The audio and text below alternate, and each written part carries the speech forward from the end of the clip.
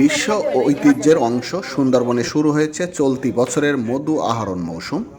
একই সঙ্গে বনজীবীদের নিরাপত্তা নিশ্চিত করতে জলদস্যু নির্মূলে বিশেষ অভিযানের ঘোষণা দিয়েছে সরকার। বুধবার দুপুরে সাতক্ষীরার শ্যামনগর উপজেলার নীলডুমুর ফরেস্ট সরকারি প্রাথমিক বিদ্যালয় মাঠে আনুষ্ঠানিকভাবে এই মধু সংগ্রহ কার্যক্রমের উদ্বোধন করেন বন, পরিবেশ ও জলবায়ু পরিবর্তন মন্ত্রণালয়ের প্রতিমন্ত্রী শেখ ফরিদুল ইসলাম। উদ্বোধনী বক্তব্যে প্রতিমন্ত্রী জানান, সুন্দরবনের সক্রিয় জলদস্যুদের দ্রুত নির্মূল করা হবে। এ লক্ষ্যে র্যাব, বিজিবি, পুলিশ ও কোস্টগার্ডকে সমন্বিতভাবে অভিযান পরিচালনা করার নির্দেশ দেওয়া হয়েছে। তিনি আরও বলেন, ইতোমধ্যে জলদস্যুদের একটি তালিকা প্রস্তুত করে সংশ্লিষ্ট বাহিনীর কাছে হস্তান্তর করা হয়েছে এবং সেই তালিকার ভিত্তিতেই চলবে অভিযান। প্রতিমন্ত্রী বলেন, সুন্দরবনের মধু বিশ্ববাজারের একটি অনন্য পণ্য।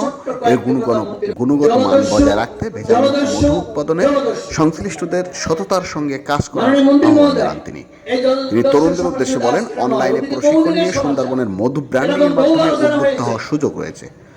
সরকার সুন্দরবন নির্ভর জেলে ও বনজীবীদের জীবনমান উন্নয়নে কাজ করছে উল্লেখ করে তিনি বলেন, বন্ধ মৌসুমে জেলেদের সহায়তা এবং বনজীবীদের জন্য বিশেষ সুবিধা নিশ্চিত করা হবে। পর্যটন শিল্প সংগঠনে প্রতিমন্ত্রী বলেন, সুন্দরবনকে জলদস্যু মুক্ত করতে পারলে এই অঞ্চল পর্যটন শিল্পের বিকাশ ঘটবে। অনুষ্ঠানে অন্যান্য বক্তারা বলেন, 1860 সাল থেকে সুন্দরবনে জায়গা আছে, সেটা সরাসরি বিজিবির দায়িত্বভুক্ত। তো সেসব এলাকায় সিকিউরিটি প্রদান করা, সেটা যদি আমাদের সুন্দরবনের কিছু অংশ হয়, সেটারও দায়িত্ব আমাদের। আমরা মধু কাটতে যাই কিংবা গোলপাতা কাটতে যাই, আমাদেরকে এটি মাথায় রাখতে হবে যে এই সুন্দরবন আপনাদের। ভাই, আমি চাকরি করতে এসেছি, আজকে এখানে আছি, কালকে থাকবো না। তারা জানান, 1860 সাল থেকে সুন্দরবনে ঐতিহ্যগতভাবে মধু সংগ্রহ হয়ে আসছে।